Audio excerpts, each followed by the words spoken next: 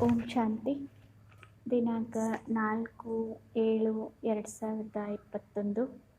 ಅವ್ಯಕ್ತ ಬಾಪ್ದಾದ ರಿವೈಸ್ 30/1/1988. हिम्मत का दूसरा कदम सहनशीलता. ಬ್ರಹ್ಮ ಬಾಪ್ ಕಿ ಜೀವನ್ ಕಹಾನಿ. ಸಾಹಸದ ಎರಡನೇ ಹೆಜ್ಜೆ ಸಹನಶೀಲತೆ. ಬ್ರಹ್ಮ ತಂದೆಯ ಜೀವನ ಕತೆ. आज ऑलमाइटी अथॉरिटी बाप अपनी पहली श्रेष्ठ रचना को देख रहे हैं. ಇಂದು ಆಲ್ಮೈಟಿ ಅಥಾರಿಟಿ ಸರ್ವಶಕ್ತಿವಾನ್ ತಂದೆ ತಮ್ಮ ಮೊದಲನೆಯ ಶ್ರೇಷ್ಠ ರಚನೆಯನ್ನು ನೋಡುತ್ತಾ ಇದ್ದಾರೆ. ಪಹಲಿ ರಚನಾ ಬ್ರಾಹ್ಮಣೋं की रचना है. ಮೊದಲನೆಯ ರಚನೆ ಬ್ರಾಹ್ಮಣರ ರಚನೆಯಾಗಿದೆ. उसकी पहली रचना में भी पहला नंबर ब्रह्मा को ही कहेंगे. ಆ ಮೊದಲನೆಯ ರಚನೆಯಲ್ಲಿಯೂ ಸಹ ಮೊದಲನೇ ನಂಬರ್ ಬ್ರಹ್ಮ ಅವರಿಗೆ ಹೇಳಲಾಗುತ್ತದೆ. पहली रचना का पहला नंबर होने कारण ब्रह्मा को आदिदेव कहा जाता है. ಮೊದಲನೆಯ ರಚನೆಯ ಮೊದಲನೇ ನಂಬರ್ ಆಗಿರುವ ಕಾರಣ ಬ್ರಹ್ಮ ಅವರಿಗೆ ಆದಿದೇವ ಎಂದು ಹೇಳಲಾಗುತ್ತದೆ. इसी नाम से इस आबू पर्वत पर यादगार भी ಆದಿದೇವ್ ನಾಮ್ ಸೆ ಹಿ ಹೈ. ಇದೇ ಹೆಸರಿನಿಂದಲೇ ಈ ಆಬು ಪರ್ವತದ ಮೇಲೆಯೂ ಸಹ ನೆನಪಿನಾರ್ಥ ಆದಿದೇವ ಹೆಸರಿನಿಂದಲೇ ಇದೆ. आदिदेव अर्थात आदि रचता भी कहा जाता और साथ साथ आदिदेव अर्थात नई सृष्टि के आदि का पहला नंबर देव. ಆದಿದೇವ ಅಂದರೆ ಆದಿ ರಚಿತ ಅಂತಲೂ ಹೇಳಲಾಗುತ್ತದೆ ಮತ್ತು ಜೊತೆಗೆ ಆದಿದೇವ ಅಂದರೆ ಹೊಸ ಸೃಷ್ಟಿಯ ಆದಿಯ ಮೊದಲನೇ ನಂಬರ್ ದೇವ ಎಂದು ಹೇಳಲಾಗುತ್ತದೆ. पहली देव आत्मा श्री कृष्ण के रूप में ब्रह्मा ही बनते हैं. इसलिए नई सृष्टि के आदि का आदिदेव कहा जाता है. ಮೊದಲನೇ ದೇವಾತ್ಮ ಶ್ರೀಕೃಷ್ಣನ ರೂಪದಲ್ಲಿ ಬ್ರಹ್ಮ ಅವರೇ ಆಗುತ್ತಾರೆ.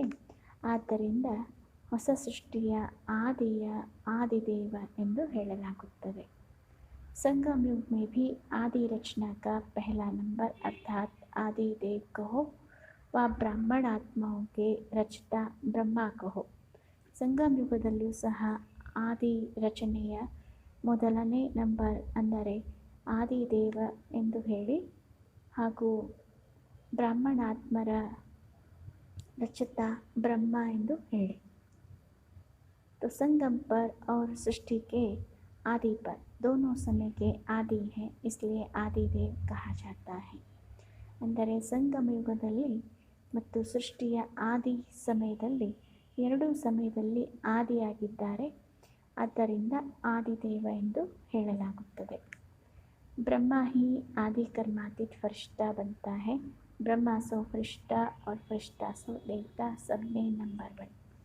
ಬ್ರಹ್ಮ ಅವರೇ ಆದಿ ಕರ್ಮಾತೀತ ಫರಿಶ್ತಾ ಆಗುತ್ತಾರೆ. ಬ್ರಹ್ಮ ಸೋ ಫರಿಶ್ತಾ ಮತ್ತು ಫರಿಶ್ತಾ ಸೋ ಬ್ರಹ್ಮ ಎಲ್ಲದರಲ್ಲಿಯೂ ನಂಬರ್ 1. ऐसा नंबर 1 क्यों बने? ಈ ರೀತಿ ನಂಬರ್ 1 ಯಾಕಾದರು? किस विधि से नंबर 1 सिद्धि को प्राप्त किया? ಯಾವ ವಿಧಿಯಿಂದ ನಂಬರ್ 1 ಸಿದ್ಧಿಯನ್ನು ಪ್ರಾಪ್ತಿ ಮಾಡಿಕೊಂಡರು? आप सभी ब्राह्मण आत्माओं को ब्रह्मा को ही फॉलो करना है. ತಾವು ಎಲ್ಲ ಬ್ರಾಹ್ಮಣಾತ್ಮರು ಬ್ರಹ್ಮ ಅವರನ್ನೇ ಅನುಕರಣೆ ಮಾಡಬೇಕು. ಕ್ಯಾ ಫಾಲೋ ಕರ್ನಾ ಹೈ? ಏನು ಅನುಕರಣೆ ಮಾಡಬೇಕು? ಇಸ್ಕಾ ಪಹಲಾ ಕದಮ್ ಸಮರ್ಪಣತ. ಇದರ ಮೊದಲನೇ ಹೆಜ್ಜೆ ಸಮರ್ಪಣೆ. ಯಾ ತೋ ಪಹಲೆ ಸುನಾಯಾ ಹೈ. ಇದನ್ನಂತೂ ಮೊದಲೇ ಹೇಳಲಾಗಿದೆ.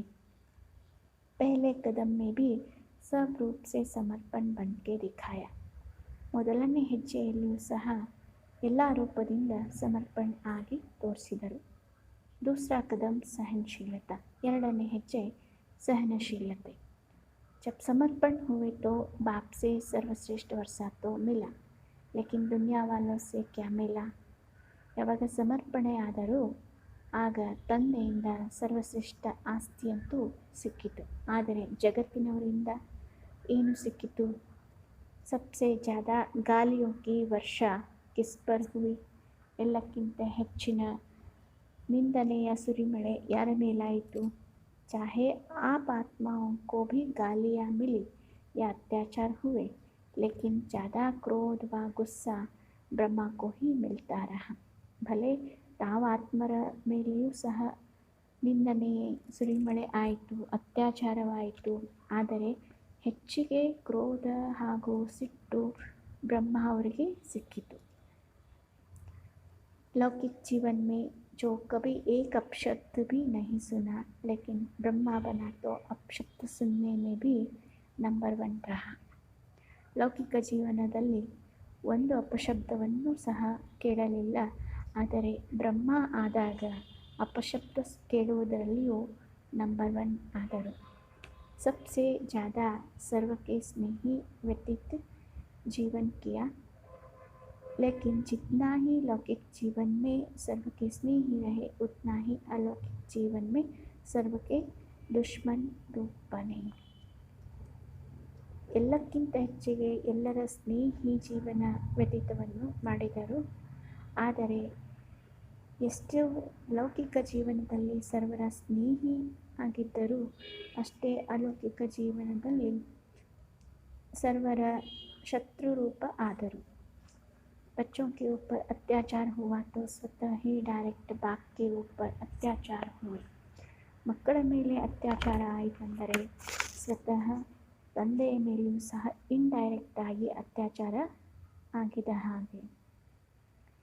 लेकिन सहनशीलता के गुण से व सहनशीलता की धारणा से मुस्कुराते रहे. ಆದರೆ ಸಹನಶೀಲತೆಯ ಗುಣದಿಂದ ಹಾಗೂ ಸಹನಶೀಲತೆಯ ಧಾರಣೆಯಿಂದ ನಗುತ್ತಾ ಇರುತ್ತಿದ್ದರು. ಕಭಿ ಮುರ್ಛಾಯೆ ನಹಿ, ಎಂದಿಗೂ ಮುದುಡಲಿಲ್ಲ. कोई प्रशंसा करे और मुस्कुराए, इसको सहनशीलता नहीं कहते. ಯಾರಾದರೂ ಹೊಗಳುತ್ತಾರೆ ಆಗ ನಗುತ್ತೀರಿ, ಇದಕ್ಕೆ ಸಹನಶೀಲತೆ ಎಂದು ಹೇಳುವುದಿಲ್ಲ. ಲೇಕಿನ್ दुश्मन बन क्रोधित हो अपशब्दों की वर्षा करे, ऐसे समय पर भी सदा मुस्कुराते रहे. संकल्प मात्र भी मुरझाने का चिन्ह चेहरे पर न हो, इसको कहा जाता है सहनशील. ಆದರೆ ಶತ್ರುವಾಗಿ ಕ್ರೋಧಿತರಾಗಿ ಅಪಶಬ್ದಗಳ ಸುರಿಮಳೆಯನ್ನು ಮಾಡುತ್ತಿರುತ್ತಾರೆ. ಇಂತಹ ಸಮಯದಲ್ಲಿಯೂ ಸದಾ ನಗುತ್ತಿರಬೇಕು. ಸಂಕಲ್ಪ ಮಾತ್ರದಲ್ಲಿಯೂ ಮುದುಡುವ ಚಿಹ್ನೆ ಮುಖದ ಮೇಲೆ ಕಾಣಿಸಬಾರದು. ಇದಕ್ಕೆ ಹೇಳಲಾಗುತ್ತದೆ ಸಹನಶೀಲತೆ. दुश्मन आत्मा को भी रहमदिल भावना से देखना, बोलना, संपर्क में आना, इसको कहते हैं सहनशीलता. ಶತ್ರು ಆತ್ಮರನ್ನು ಸಹ ರಹಮ್ದಿಲ್ ದಯಾಹೃದಯ ಭಾವನೆಯಿಂದ ನೋಡುವುದು, ಮಾತನಾಡುವುದು, ಸಂಪರ್ಕದಲ್ಲಿ ಬರುವುದು, ಇದಕ್ಕೆ ಹೇಳಲಾಗುತ್ತದೆ ಸಹನಶೀಲತೆ. स्थापना के कार्य में, सेवा के कार्य में कभी छोटे कभी बड़े तूफान आए.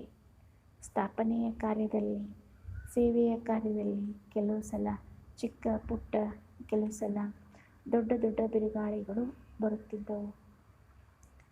जैसे यादगार शास्त्रों में महावीर हनुमान के लिए दिखाते हैं कि इतना बड़ा पहाड़ भी हथेली पर एक गेंद के समान ले आया. ಹೇಗೆ ಸ್ಮರಣಾರ್ಥ ಶಾಸ್ತ್ರದಲ್ಲಿ ಮಹಾವೀರ್ ಹನುಮಾನನಿಗೂ ಸಹ ತೋರಿಸಲಾಗುತ್ತದೆ. ಇಷ್ಟು ದೊಡ್ಡದಾಗಿರುವಂಥ ಬೆಟ್ಟವನ್ನು ಅಂಗೈಯಲ್ಲಿ ಒಂದು ಚೆಂಡಿನ ಹಾಗೆ ತೆಗೆದುಕೊಂಡು ಬಂದನು. ऐसे कितनी भी बड़ी पहाड़ समान समस्या हो, तूफान हो, विघ्न हो, लेकिन पहाड़ अर्थात बड़ी बात को छोटा सा खिलौना बनाए खेल की रीति से सदा पार किया, व बड़ी भारी बात को सदा हल्का बनाए, स्वयं भी हल्के रहे और दूसरों को भी हल्के बनाए. इसको कहते हैं सहनशीलता. ಇದೇ ರೀತಿ ಎಷ್ಟೇ ದೊಡ್ಡದಾಗಿರುವಂಥ ಬೆಟ್ಟದ ಸಮಾನ ಸಮಸ್ಯೆ ಇರಬಹುದು, ಬಿರುಗಾಳಿ ಆಗಿರಬಹುದು, ವಿಘ್ನ ಆಗಿರಬಹುದು, ಆದರೆ ಬೆಟ್ಟವೆಂದರೆ ದೊಡ್ಡ ಮಾತನ್ನು ಚಿಕ್ಕದಾಗಿರುವಂಥ ಆಟಿಕೆಯನ್ನಾಗಿ ಮಾಡಿ ಆಟದ ರೀತಿಯಲ್ಲಿ ಸದಾ ಪಾರು ಮಾಡುವುದು ಮತ್ತು ದೊಡ್ಡದಾಗಿರುವಂಥ ಭಾರಿಯಾಗಿರುವಂಥ ಮಾತನ್ನು ಸದಾ ಹಗುರವನ್ನಾಗಿ ಮಾಡಿ ಸ್ವಯಂ ಸಹ ಹಗುರರಾಗಿದ್ದು ಮತ್ತು ಅನ್ಯರನ್ನು ಸಹ ಹಗುರರನ್ನಾಗಿ ಮಾಡುವುದು, ಇದಕ್ಕೆ ಹೇಳಲಾಗುತ್ತದೆ सहनशीलते। छोटे से पत्थर को पहाड़ नहीं लेकिन पहाड़ को केंद्र बनाए। ಚಿಕ್ಕದಾಗಿರುವಂಥ ಕಲ್ಲನ್ನು ಬೆಟ್ಟವನ್ನಾಗಿ ಮಾಡಲಿಲ್ಲ, ಆದರೆ ಬೆಟ್ಟವನ್ನು ಚೆಂಡನ್ನಾಗಿ ಮಾಡಿದರು। ವಿಸ್ತಾರ ಕೋ ಸಾರ ಮೇ ಲಾಯ, ಯಹ ಹೈ ಸಹನಶೀಲತಾ। ವಿಸ್ತಾರವನ್ನು ಸಾರದಲ್ಲಿ ತಂದರು, ಇದಾಗಿದೆ ಸಹನಶೀಲತೆ। विघ्न को समस्या को अपने मन में व दूसरों के आगे विस्तार करना अर्थात पहाड़ बनाना। ವಿಘ್ನವನ್ನು, ಸಮಸ್ಯೆಯನ್ನು ತಮ್ಮ ಮನಸ್ಸಿನಲ್ಲಿ ಹಾಗೂ ಅನ್ಯರ ಎದುರುಗಡೆ ವಿಸ್ತಾರ ಮಾಡುವುದು ಅಂದರೆ ಬೆಟ್ಟವನ್ನಾಗಿ ಮಾಡುವುದಾಗಿದೆ। लेकिन विस्तार में न जाए, नथिंग न्यू के फुल स्टॉप से बिंदी लगाए बिंदीवन आगे बढ़े। इसको कहते हैं विस्तार को सार में लाना। ಆದರೆ ವಿಸ್ತಾರದಲ್ಲಿ ಬರಲಾರದೆ ನಥಿಂಗ್ ನ್ಯೂ ಅನ್ನುವಂಥ ಪೂರ್ಣ ವಿರಾಮದಿಂದ ಬಿಂದುವನ್ನಿಟ್ಟು ಬಿಂದು ಆಗಿ ಮುಂದುವರಿಯುವುದು, ಇದಕ್ಕೆ ಹೇಳಲಾಗುತ್ತದೆ ವಿಸ್ತಾರವನ್ನು ಸಾರದಲ್ಲಿ ತರುವುದು। सहनशील श्रेष्ठ आत्मा सदा ज्ञान योग के सार में स्थित हो, ऐसे विस्तार को, समस्या को, विघ्नों को सार में ले आती है, जिसे ब्रह्मा बाप ने किया। सहनशील ಶ್ರೇಷ್ಠ ಆತ್ಮ ಸದಾ ಜ್ಞಾನ ಯೋಗದ ಸಾರದ ಸ್ಥಿತಿಯಲ್ಲಿದ್ದು ಇಂತಹ ವಿಸ್ತಾರವನ್ನು, ಸಮಸ್ಯೆಯನ್ನು, ವಿಘ್ನವನ್ನು ಸಹ ಸಾರದಲ್ಲಿ ತರುತ್ತಾರೆ, ಹೇಗೆ ಬ್ರಹ್ಮ ತಂದೆ ಮಾಡಿದರು। जैसे लंबा रास्ता पार करने में समय शक्तियाँ समाप्त हो जाती, अर्थात ज़्यादा ಯೂಸ್ होती। ಹೇಗೆ ದೊಡ್ಡದಾಗಿರುವಂಥ ದಾರಿಯನ್ನು ಪಾರ್ ಮಾಡಲು ಸಮಯ ಶಕ್ತಿಗಳು ಸಮಾಪ್ತಿಯಾಗುತ್ತವೆ, ಅಂದರೆ ಹೆಚ್ಚಿಗೆ ಯೂಸ್ ಆಗುತ್ತವೆ। ऐसे विस्तार है लंबा रास्ता पार करना और सार है ಶಾರ್ಟ್ಕಟ್ ರಾಸ್ತಾ ಪಾರ್ करना। ಈ ರೀತಿ ವಿಸ್ತಾರ ಆಗಿದೆ ದೊಡ್ಡ ದಾರಿಯನ್ನು ಪಾರ್ ಮಾಡುವುದು, ಮತ್ತು ಸಾರ ಆಗಿದೆ ಸಂಕ್ಷಿಪ್ತ ದಾರಿಯನ್ನು ಪಾರ್ ಮಾಡೋದು। पार दोनों ही करते हैं, लेकिन शॉर्टकट करने वाले समय और शक्तियों की बचत होने कारण निराश नहीं होते, दिल शिकस्त नहीं होते, सदा मौज में मुस्कुराते पार करते हैं। इसको कहा जाता है सहनशीलता। ಪಾರಂತೂ ಇಬ್ಬರೂ ಸಹ ಮಾಡುತ್ತಾರೆ, ಆದರೆ ಸಂಕ್ಷಿಪ್ತವಾಗಿ ಮಾಡುವಂಥವರು ಸಮಯ ಮತ್ತು ಶಕ್ತಿಯ ಉಳಿತಾಯ ಮಾಡುವ ಕಾರಣ ನಿರಾಶರಾಗುವುದಿಲ್ಲ, ಬೇಸರಗೊಳ್ಳುವುದಿಲ್ಲ, ಸದಾ ಮೋಜಿನಲ್ಲಿ ನಗುತ್ತಾ ಇರುತ್ತಾ ಪಾರ್ ಮಾಡುತ್ತಾರೆ, ಇದಕ್ಕೆ ಹೇಳಲಾಗುತ್ತದೆ सहनशीलते। सहनशीलता की शक्ति वाला कभी घबराएगा नहीं कि क्या ऐसा भी होता है क्या। ಸಹನಶೀಲತೆ ಉಳ್ಳಂಥ, ಶಕ್ತಿ ಉಳ್ಳಂಥ ವ್ಯಕ್ತಿ ಎಂದಿಗೂ ಗಾಬರಿಯಾಗುವುದಿಲ್ಲ, ಅಂದರೆ ಈ ರೀತಿಯೂ ಆಗುತ್ತದೆ ಏನು। ಸದಾ संपन्न होने कारण ज्ञान की याद की गहराई में जाएगा। ಸದಾ ಸಂಪನ್ನರಾಗಿರುವ ಕಾರಣ ಜ್ಞಾನದ ನೆನಪಿನ ಆಳದಲ್ಲಿ ಹೋಗುತ್ತಾರೆ। घबराने वाला कभी गहराई में नहीं जा सकता। ಗಾಬರಿಗೊಳ್ಳುವವರು ಎಂದಿಗೂ ಆಳದಲ್ಲಿ ಹೋಗಲು ಸಾಧ್ಯವಿಲ್ಲ। सार वाला सदा भरपूर होता है, इसलिए भरपूर संपन्न चीज़ की गहराई होती है। ಸಾರ ಉಳ್ಳಂಥವರು ಸದಾ ಭರ್ಪೂರಾಗಿರುತ್ತಾರೆ, ಆದ್ದರಿಂದ ಭರ್ಪೂರ್ ಸಂಪನ್ನ ವಸ್ತುವಿನ ಆಳವಿರುತ್ತದೆ। विस्तार वाला खाली होता है, इसलिए खाली चीज़ सदा उछलती रहती है। ವಿಸ್ತಾರ ಉಳ್ಳಂಥವರು ಸದಾ ಖಾಲಿಯಾಗಿರುತ್ತಾರೆ, ಆದ್ದರಿಂದ ಖಾಲಿ ವಸ್ತು ಸದಾ ಪುಟಿಯುತ್ತಾ ಇರುತ್ತದೆ। तो विस्तार वाला यह क्यों, यह क्या, ऐसा नहीं, वैसा ऐसा होना चाहिए, ऐसे संकल्पों में भी उछलता रहेगा और वाणी में सबके आगे उछलता रहेगा। ಅಂದರೆ ವಿಸ್ತಾರವುಳ್ಳಂಥವರು ಇದು ಏನು, ಇದು ಯಾಕೆ, ಈ ರೀತಿ ಆಗಬಾರ್ದು, ಆ ರೀತಿ ಆಗಬೇಕು, ಇಂತಹ ಸಂಕಲ್ಪದಲ್ಲಿ ಪುಟಿಯುತ್ತಾ ಇರುತ್ತಾರೆ. ಮತ್ತು ವಾಣಿಯಲ್ಲೂ ಸಹ ಎಲ್ಲರ ಎದುರುಗಡೆ ಪುಟಿಯುತ್ತಾ ಇರುತ್ತಾರೆ. और जो हद से ज़्यादा उछलता है तो क्या होगा. ಮತ್ತು ಯಾರು ಸೀಮೆಗಿಂತ ಹೆಚ್ಚಿಗೆ ಪುಟಿಯುತ್ತಾರೆಂದರೆ ಏನಾಗುತ್ತದೆ, ಹಾಕ್ತಾ रहेगा, ಏದುತ್ತಾರೆ. स्वयं ही उछलता, स्वयं ही हाँफता और स्वयं ही फिर थकता. ಸ್ವಯಂ ತಾವೇ ಪುಟಿಯುತ್ತಾರೆ, ಸ್ವಯಂ ತಾವೇ ಏದುತ್ತಾರೆ ಮತ್ತು ಸ್ವಯಂ ತಾವೇ ಸುಸ್ತು ಆಗುತ್ತಾರೆ.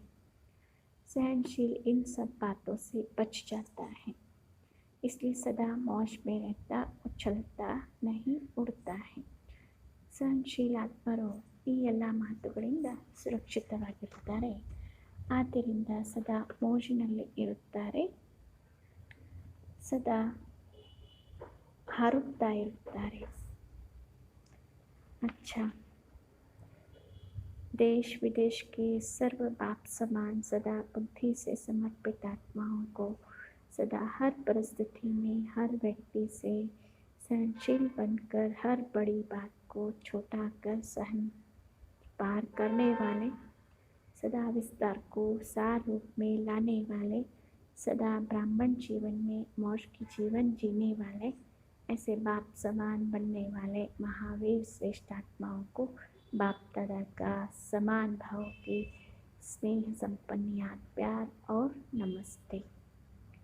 अच्छा, वरदान. कंफ्यूज होने के बजाय लूज कनेक्शन को ठीक करने वाले समस्या मुक्त भव. ಕನ್ಫ್ಯೂಸ್, ಗೊಂದಲಕ್ಕೀಡಾಗುವುದರ ಬದಲಾಗಿ ಸಡಿಲಾಗಿರುವಂಥ ಜೋಡಣೆಯನ್ನು ಸರಿಯಾಗಿ ಮಾಡುವಂಥವರು ಸಮಸ್ಯಾ ಮುಕ್ತರಾಗಿ. विस्तार. सभी समस्याओं का मूल कारण कनेक्शन लूज होना.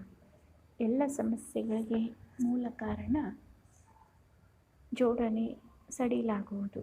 सिर्फ कनेक्शन को ठीक कर दो तो सर्व शक्तियाँ आपके आगे घूमेगी. ಕೇವಲ ಜೋಡಣೆಯನ್ನು ಸರಿಯಾಗಿ ಮಾಡಿದಾಗ ಸರ್ವಶಕ್ತಿಗಳು ತಮ್ಮ ಎದುರುಗಡೆ ತಿರುಗುತ್ತಾ ಇರುತ್ತವೆ.